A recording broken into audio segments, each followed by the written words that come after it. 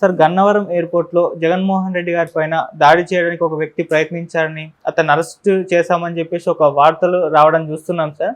నిజంగా ఈ దాడి ప్రయత్నించారా? ఎవరా వ్యక్తి? మరి ఏం జరిగింది? దాడి అని చెప్పలేము. బట్ గన్నవరం ఎయిర్‌పోర్ట్‌లో ఈరోజు ఆయన ప్రత్యేక విమానంలో బయలుదేరి వెళ్ళాడు. హ్మ్. సో, వెళ్తున్న క్రమంలో అక్కడ ఒక వ్యక్తి అనుమానాస్పదం కనిపించాడని పోలీసులు అతన్ని అదుపులోకి తీసుకున్నారు. తీసుకుంటే అతని పేరు డాక్టర్ తాళ్ళూరి లోకేష్ అని తెలిసింది. సో, అతని ఫోన్‌లో చూస్తే కొన్ని వాట్సాప్ మెసేజెస్ ఉన్నాయి. అది లండన్ ప్రోగ్రామ్ మొత్తం కూడా అతను ఎవరికో లండన్‌లో, అమెరికాలో కొంతమందికి పంపించినట్టుగా వాటిలో ఉంది. అట్లాగే మెయిల్స్ కూడా పెట్టున్నాడు. సో, ఎందుకు ఇతను జగన్ ప్రోగ్రామ్స్‌ని ఇట్లాగ పంచాడు? ఏదన్నా ప్లాన్ ఏసారా? వీళ్ళు ఎవరన్నా టీమ్ ఉన్నారా? ఏంటి? అనేది చూస్తున్నారు. అతనికి అమెరికన్ సిటిజన్‌షిప్ ఉంది. తెలుగోడే అతను. గుంటూరు దగ్గర ఏదో పల్లె. కానీ అమెరికన్ సిటిజన్‌షిప్ ఉంది అతనికి. అతను వాషింగ్టన్ డీసీలో ఉంటాడని చెప్తున్నారు. గత కొంతకాలంగా తెలుగుదేశం తరపున ఇక్కడ ప్రచారం చేయడానికి వచ్చాడని చెప్తున్నారు.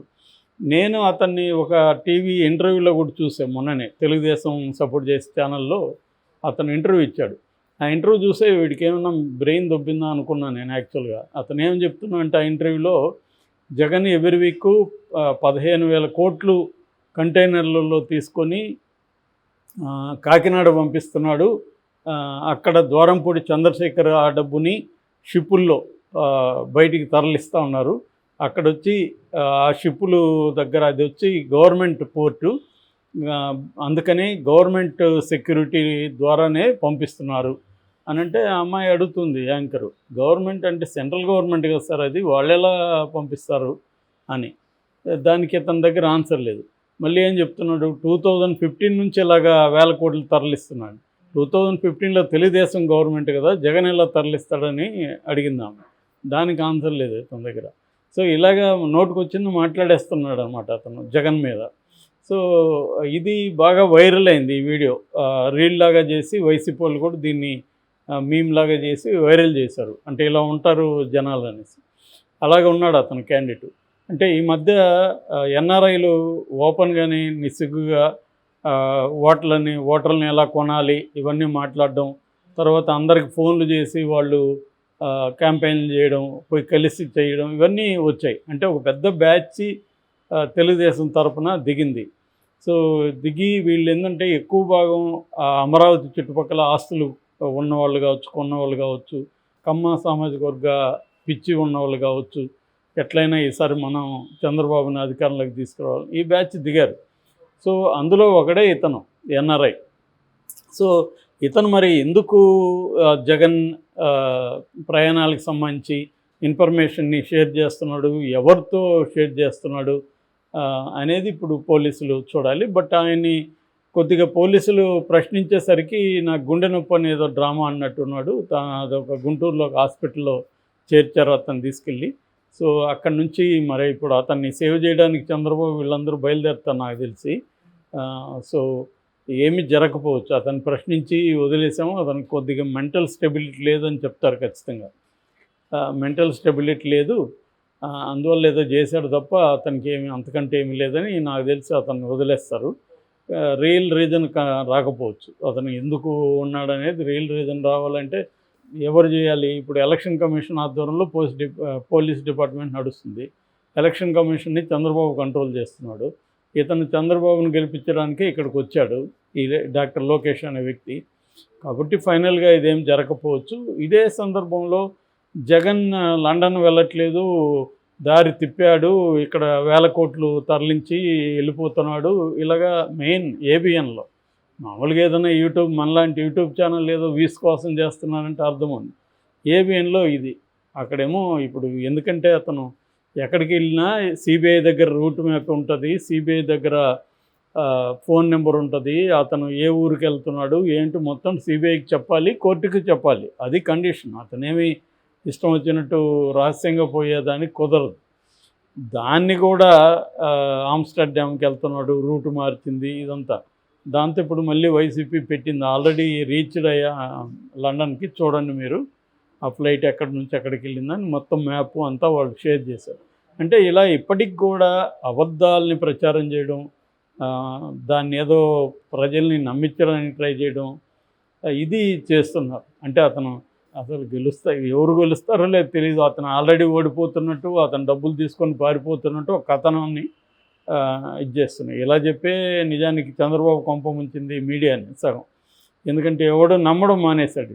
రోజు నువ్వు 100 అబద్ధాలు చెప్తే ఇది ఏది నమ్ముతారు? కనీసం ఒకటో రెండో చెప్తే ఇది నిజమేమో అనుకుంటారు. 100 చెప్పేసరికి ఏమవుతుంది, ఒకరోజు చూస్తారు. ఇప్పుడు మన ఛానల్లో అయినంతే కదా, మనం మరీ విచిత్రంగా తమ్మునైల్స్ పెడితే రెండో రోజు చూడరు. ఎందుకంటే ఈ తమ్మునైళ్ళు వీళ్ళు ఇంతే విషయం ఏమి ఉండదు అని జనాలకి అర్థమైపోతుంది కదా. అర్థమైనాక ఎందుకు చూస్తారు? సో ఇదే జరుగుతుంది తెలుగుదేశం మీడియాకి సంబంధించి. ఇప్పుడు కూడా అతను నీట్గా కోర్టుకి అతను ఇవ్వాలా, మొత్తం ఫోన్ నెంబర్ ఉంటుంది, అతను రూట్ మ్యాప్ ఉంటుంది, అంతా ఉంటుంది, సిబిఐకి ఇవ్వాలా. సో ఇప్పుడు వాళ్ళని కూడా అవమానిస్తున్నట్టే కదా. ఇతను వేరే రూట్లో వేరే దేశానికి వెళ్ళిపోతున్నాడంటే వేరే దేశానికి ఎలా వెళ్ళిపోతాడు? సో ఇదంతా ఏంటంటే వాళ్ళకి తెలియదని కాదు, కావాలని ఏదో ఒక పుకారు క్రియేట్ చేయడం. జగన్ ఇదే డబ్బులు తీసుకొని వెళ్ళిపోతున్నాడు, పారిపోతున్నాడు, వీళ్ళందరినీ అన్యాయం చేసేస్తాడు. ఎక్కడికి పోతారు? అతను ఇప్పటివరకు సీఎంగా ఉన్నాడు. రేపు వీళ్ళకేమి స్వీపింగ్ ఏమి వచ్చేది. ఒకవేళ తెలుగుదేశం కూటమి వచ్చినా వీళ్ళకేదో 150 సీట్లు అయితే రావు. ఇక్కడ వచ్చినట్టుగా 4-5 మెజారిటీ వస్తుంది. బలమైన ప్రతిపక్షంగా అతను ఉంటాడు. సో అతనికి ఏమి, ఒకవేళ వరస్ట్ అంటే ఏం చెబుతారు? జైల్లో పెట్టబోతారు. వరస్ట్ అంటే అది కూడా రేపు అతనికి కూడా కనీసం ఒక 10 ఎంపీ సీట్లు వస్తే ఆల్రెడీ రాజ్యసభలో 11 మంది ఉన్నారు. రేపు మోడీకి అవసరం, జగన్ కూడా అవసరం. జగన్ మద్దతు కూడా మోడీ తీసుకుంటాడు. జగన్ మద్దతు అవసరమైన రోజులు జగన్నికి సపోర్ట్ చేస్తాడు కదా మోడీ కూడా. ఎందుకంటే మోడీకి కూడా అక్కడ అబ్సల్యూట్ మెజారిటీ వచ్చే అవకాశాలు లేవు అనేది ఇప్పుడు విశ్లేషకులు, సెఫాలజిస్టులు చెప్తున్నారు. ఎందుకంటే 2014 కంటే కూడా మోడీకి తక్కువ వస్తాయి, అంటే 270 కూడా రావు అని చెప్తున్నారు. అటువంటి పరిస్థితుల్లో ఖచ్చితంగా ఇతర రాజకీయ పక్షాలు అవసరం ఉంటుంది. ఇదే తెలుగుదేశాన్ని రేపు పక్కన పెట్టినా కూడా ఆశ్చర్యం లేదు. జగన్ కంటే తక్కువ వచ్చాయి ఆయనకు సీట్లు. ఇతను పక్కన పెట్టి జగన్ తీసుకున్నా రేపు ఆశ్చర్యమే ఉండదు.